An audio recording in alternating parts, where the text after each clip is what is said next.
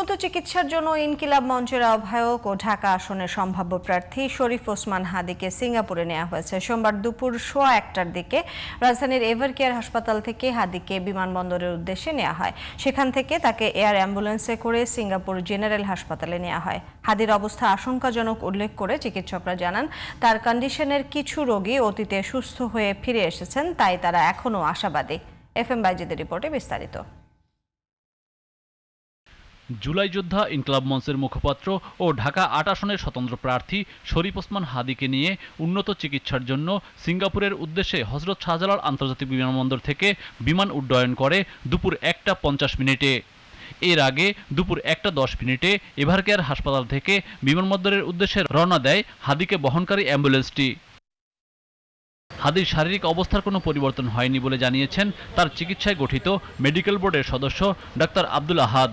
Condition আগের মতো static আছে এবং কোনো অবনতি হয় নাই। তার কিডনি ফাংশন আগের মতোই নর্মাল ফাংশন মেনটেন করছে। তার ফুসফুসের যে সমস্যা ছিল সেগুলো আগের মতোই আছে, কিন্তু নতুন করে ডিটোরেট করে বা কোনো ইনফেকশনের সাইন পাওয়া যায় নাই। তার ব্রেনের যে কন্ডিশনটা ছিল আমরা জেনেছি যে আজকে নতুন করে কোনো সিটি স্ক্যান বা কোনো ধরনের পরীক্ষা করা হয় নাই।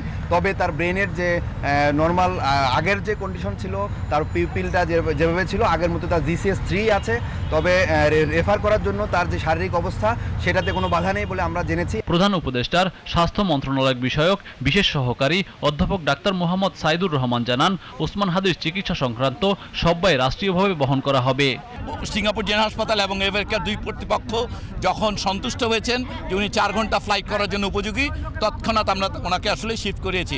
ওনার গুলিবিদ্ধ যে মস্তিষ্ক সেটা ছাড়া বাকি অর্গানগুলো আল্লাহর রহমতে বলা যেতে পারে কিডনির, হার্ট এবং রেসপিরেশন, এই 3টি ক্ষেত্রে এখন পর্যন্ত এটাকে নিয়ন্ত্রণযোগ্য এবং বিভিন্ন ওষুধ এবং অক্সিজেনের মাধ্যমে সেগুলোকে মোটামুটিভাবে এখন পর্যন্ত নিয়ন্ত্রণ করা যাচ্ছে। সবাই আপনারা দোয়া করবেন, আল্লাহ যদি সাহায্য করেন অবশ্যই হাদি একটা মাত্রার সুস্থতা নিয়ে ফিরে আসতে পারবে। দোয়া করবেন সবাই। গত শুক্রবার জুমার নামাজের পরে রাজধানীর পুরান ঢাকার বক্স কালভার্ট রোডে ওসমান হাদির মাথায় গুলি করে দুর্বৃত্তরা। গুরুতর আহত অবস্থায় প্রথমে তাকে ঢাকা মেডিকেল কলেজ হাসপাতালে নেওয়া হয়।